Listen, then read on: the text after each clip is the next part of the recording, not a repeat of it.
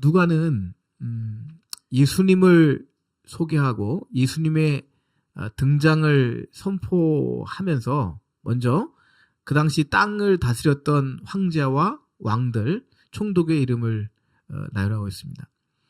최고의 권력가들이죠. 최고의 통치자들이고요. 누가복음에서 누가가 왜 이 황제와 왕과 총독의 이름들 이렇게 나열할까 좀 눈여겨볼 필요가 있습니다. 오늘날 교회에서 질문할 때 예수님이 높으세요? 아니면 대통령이 높아요? 이렇게 질문하면 사람들이 웃을 거예요. 왜냐하면 질문 같지도 않은 질문을 하니까. 당연히 대한민국의 대통령은 문재인이고 교회에서 우리 신앙의 주인은 예수님이고 그거는 다른 영역의 권력이기 때문에 그거를 누가 더 세냐 이렇게 비교하는 거는 좀 어리석은 질문 같다 이렇게 반응하는 사람들이 많을 거예요. 근데 초대교회 때는 그 시대는 사실 정치와 종교가 구분되는 듯 하면서도 구분이 안 되는 거예요. 그러니까 누가는 그 로마 제국에 있는 사람들에게 진정한 통치자가 누구인가 하는 걸 보여주는데요. 오늘 1절 말씀 쭉 보세요. 5명의 왕들이 소개되는데 그 누구에게라도 주라는 말을 붙이잖아요. 주라는 말을 붙이잖아요. 누가 보기엔 독특한 게 있는데요. 오직 예수님에게만 주님이라는 칭을 붙여요. 이 왕들에게는 주라는 표현을 사용하잖아요. 그것이 누가가 가지고 있는 아주 특별한 관점이다. 물론 그것은 누가 스스로 가진 것이 아니라 하나님께서 성령을 통해서 누가를 감동하신 것이다. 그렇게 이해할 수가 있습니다. 1절에는 주로 정치 권력자들이죠. 2절 넘어가면요. 예루살렘을 종교적으로 다스리는 그런 대제사장의 이름들이 나오죠. 2절을 또 읽겠습니다. 2절이요. 같이 읽습니다. 시작. 안나스가 가야바가 대제사장으로 있을 때 여기까지 보겠습니다. 로마의 그 제국의 황제와 왕들과 총독의 이름이 나열되고요.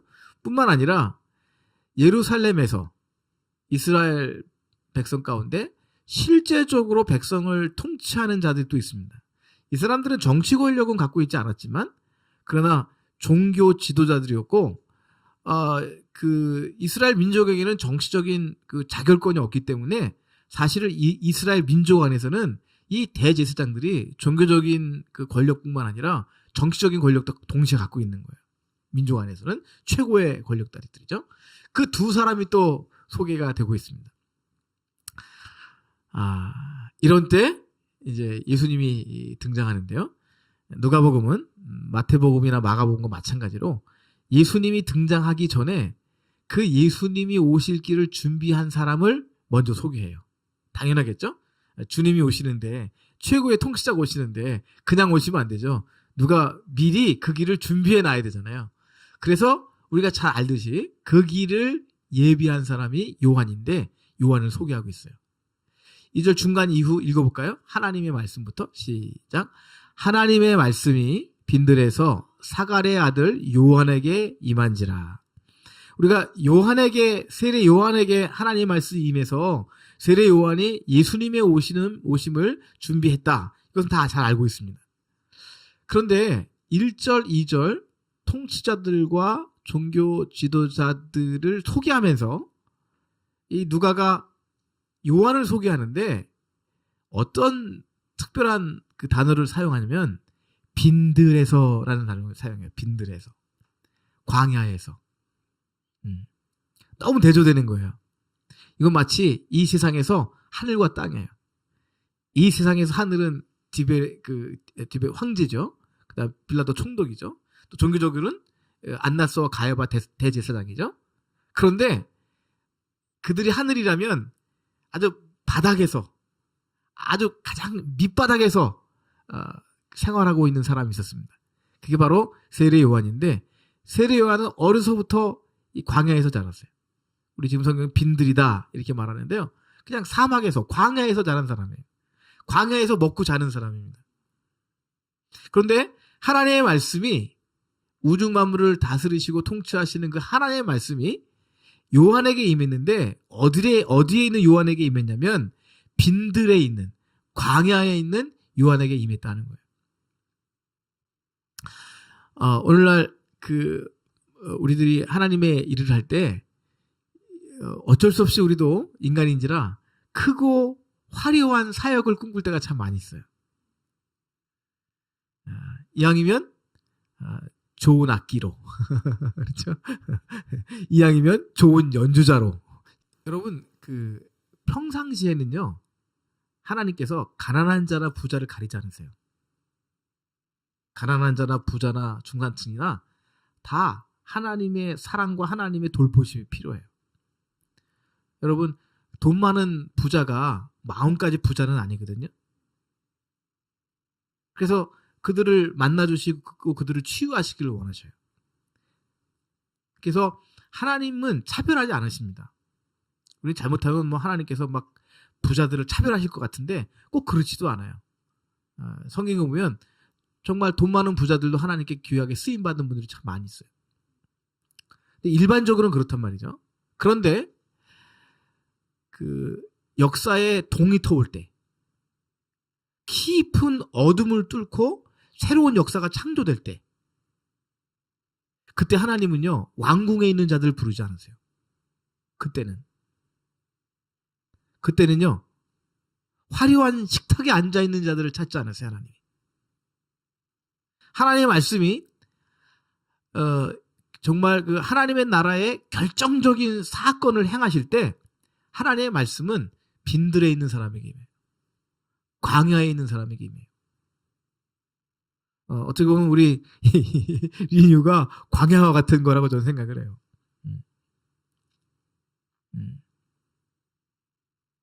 왜냐하면 하나님은 하나님의 전략, 하나님의 통치의 전략은 어떤 전략이시냐면 바울 선생님이 얘기했지만 지혜 없는 자들을 일으키셔서 지혜 있는 자들을 부끄럽게 하시는 거예요.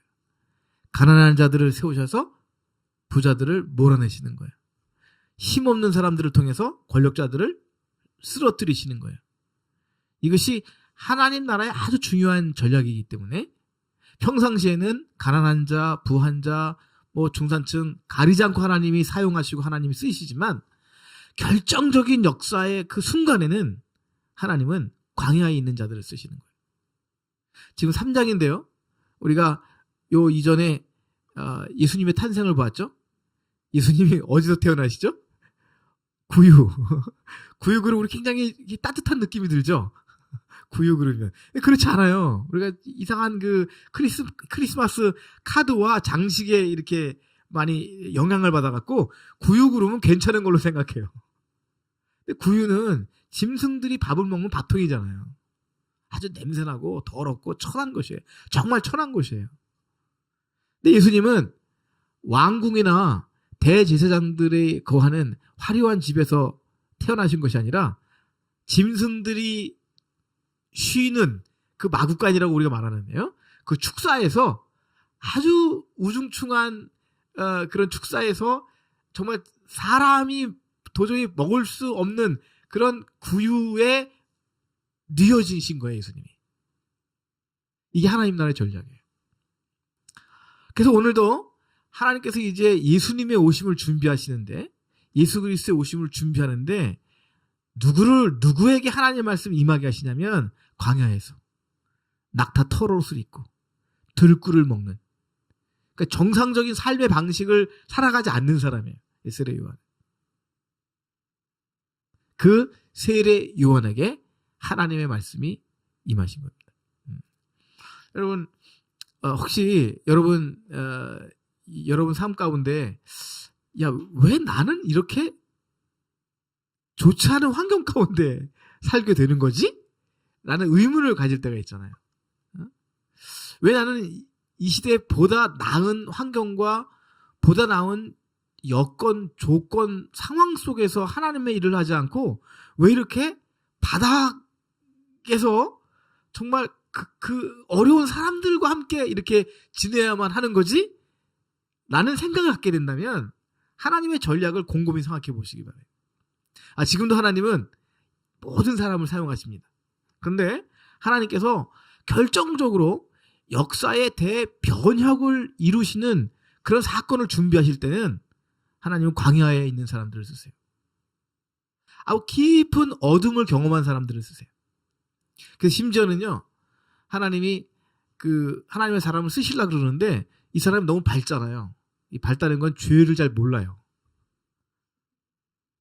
그냥 온실에서 자라서. 그런 사람들이 있거든요. 뭐 저가 그렇다는 건 아니에요. 저도 온실에서만 자란 건 아니에요. 어? 근데 그런 사람에게는 하나님이 어떤 것까지 허락하시냐면 죄의 깊은 어둠 속에 떨어지는 것을 허락하세요. 이거는 그냥 허락하신다는 표현 외에는 다른 표현이 없을 것 같아요. 하나님이 원하시는 건 아니에요. 하나님이 고통스러우신 거예요. 그런데 그 어둠의 깊이에 들어가지 아니하면, 다시 말하면 광야에 있지 아니하면, 그 구유에 누워보지 아니하면 하나님 나라의 중요한 전략을 이해하지 못해요. 하나님 사용하실 수가 없는 거예요.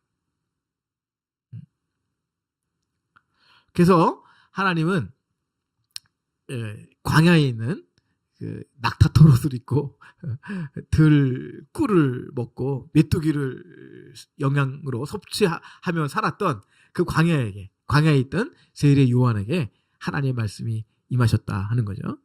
여러분, 저와 여러분에게도 하나님의 말씀이 이 시대 가운데 임할 수 있기를 주의 이름으로 축복합니다. 그러려면 우리가 어떻게 있어야죠? 광야에 있어야 돼요. 그래서 아마 이성조 목사님도 광야 경험하시려고 기도원에 가신 것 같습니다.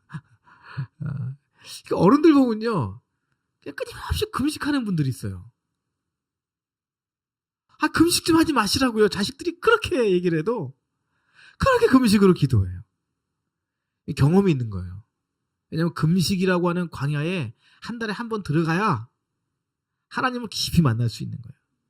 하나님을 향한 그 영성이, 그 영이 열릴 수 있는 거예요. 그래서 금식하지 말아야 되는데 고집 부리면서 금식하는 분들이 있어요. 근데 그게 육체로는 고통스럽지만 영으로는 만족이 되는 거예요. 왜? 광야에 가보니까 살아계신 하나님이 경험되기 때문에 그렇습니다. 여러분, 누가복음을 이렇게 특별히 주목해 볼 필요가 있는데요. 마가복음도 좀 비슷해요. 마가는 굉장히 부유한 집안의 아들이에요. 마마보이 같은. 그래서 사도 바울과 같이 바나바와 선교여행을 갔다가 그 단기 선교가 너무 힘들어서 중간에 도망오잖아요. 근데 하나님께서 그 마가를 쓰셨어요. 누가복음 오잖아요. 누가는 굉장한 사람이었어요. 제가 주석을 찾아보니까 로마 시대의 아주 최고 엘리트층에 속하는 사람이래요. 의사였다 이렇게 얘기도 하잖아요. 굉장히 엘리트층에 있는 사람이에요. 이 엘리트층에 있는 사람들이 하나님의 음성을 들으면요, 또 빚진 자의 심정이 돼요. 빚진 자의 심정이 돼요. 그리고 깨달아지는 게 있어요. 뭘 깨달았냐면 하나님은 자기와 같은 엘리트를 중심 인물로 사용하지 않는다는 걸 알아요. 그걸 깨닫게 돼요. 누가복음이 그래요. 누가복음은요, 가난한 자, 여성, 이방인들, 사실 유대인 사회에서 굉장히 차별받고 냉대받는 사람을 예수님께서 사랑하실 뿐만 아니라 그들을 하나님의 나라의 주역으로, 일꾼으로 쓰시는 것을 누가는 자세히 기록하고 있어요. 그러니까 누가가 받은 그 비전이에요. 자기는 최상류 로마 제국의 엘리트층에 속하지만 이 로마 제국에서 하나님의 나라가 시작되는데, 놀랍게도 이 하나님의 나라는 이 땅의 가장 낮은 자들을 통해서 역사하시는 거예요. 그러니까 누가가 할 수 있는 일은 뭐냐고 하면 그냥 누가복음을 기록하는 것뿐이에요. 자기는 그게 다예요. 어떻게 보면 굉장히 위대한 일을 한 거죠. 근데 누가의 시각 속에는 어떤 시각이 있냐면, 자기는 그냥 사명 갖고 영감, 성령의 감동하심으로 누가복음을 쓰는 것뿐이고, 누가복음의 아주 중요한 포인트는 뭐냐고 하면, 주제는 뭐냐면 하나님께서 빈들에 있는 자를 쓰는 거예요. 하나님께서 가난한 자를 쓰는 거예요. 산상수훈도 마태복음에는 가난한 자가 복이 있다 그랬잖아요. 누가복음에는 가난한 자란 말이 없어요. 마태복음에는 심령이 가난한 자가 복이 있다 그랬잖아요. 마음이 가난한 자. 누가복음에는 마음이란 말이 없어요. 그냥 가난한 자가 복이 있는 거예요. 지금 우는 자가 행복하는 거예요. 지금 웃는 자는 울게 될 것이고, 지금 우는 자는 웃게 될 것이에요. 지금 배가 고픈 자가 배부르게 될 것이고, 지금 배부른 자들은 쫓겨나갈 것이에요. 이거를 이제 잘못 계급 투쟁의 논리로 사용하면요, 곤란합니다. 곤란한 거죠.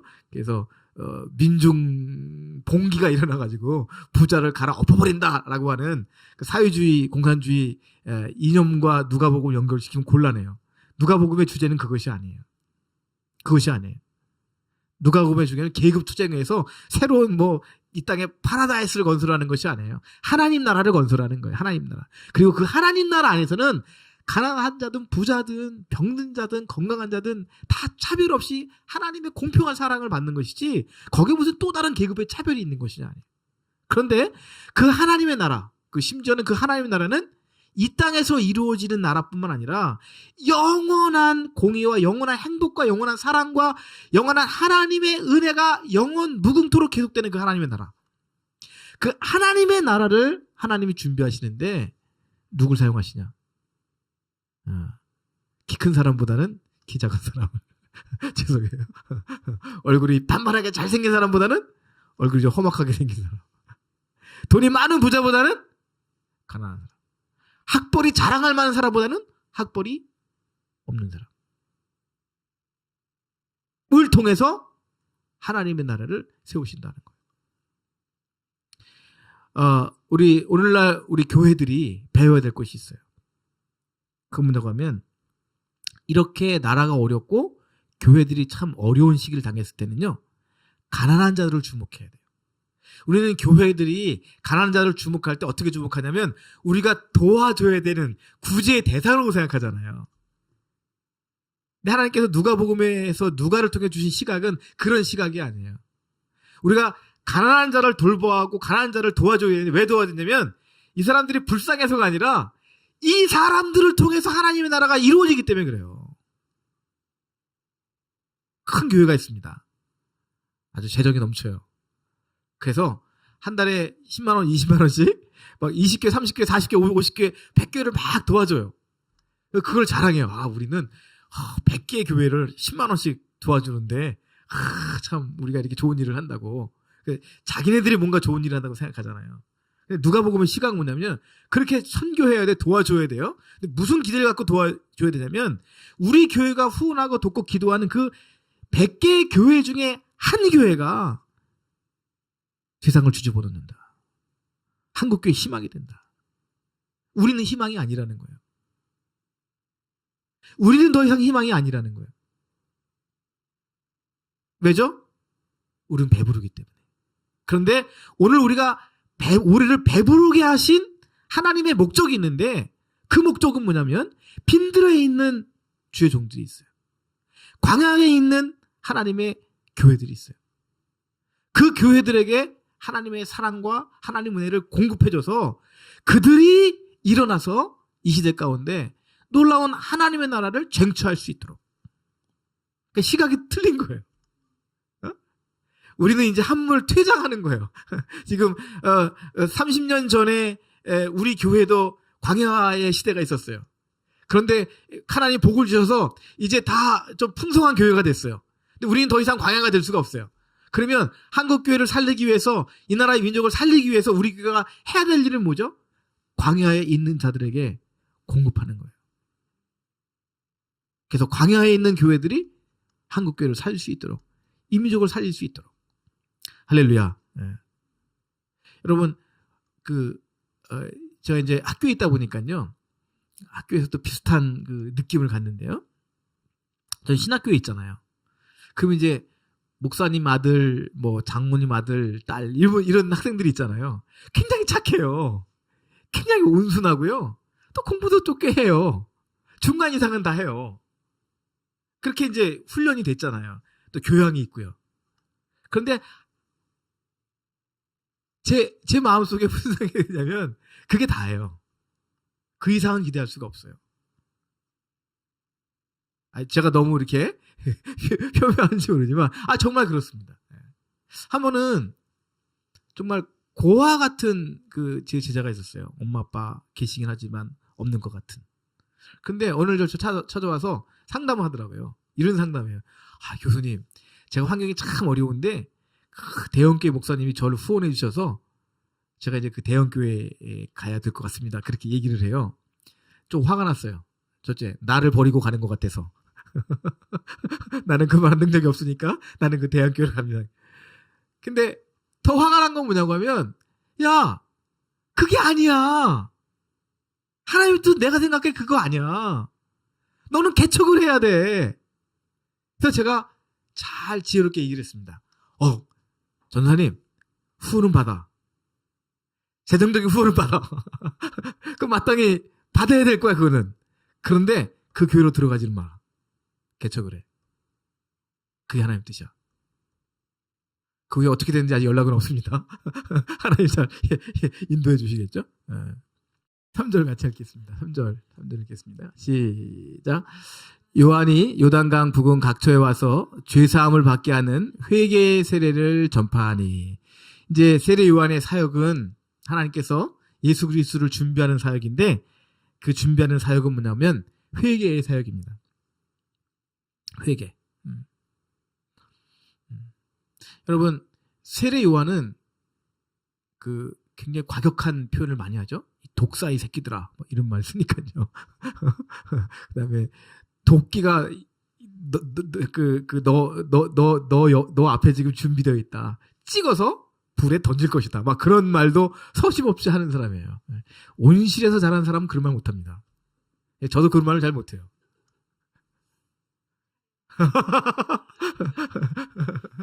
이거는요, 정말 광야의 그 삶을 아는 사람이 이렇게 단호한 말도 할 수 있는 거예요.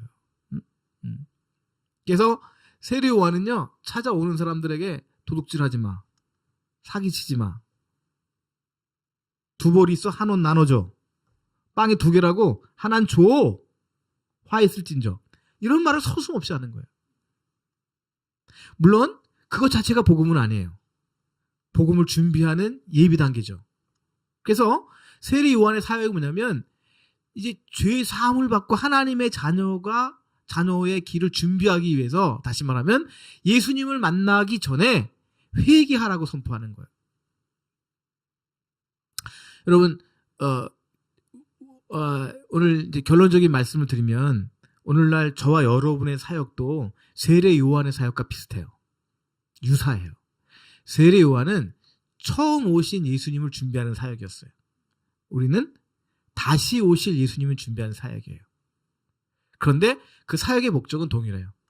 세례 요한도 회개를 선포했어요.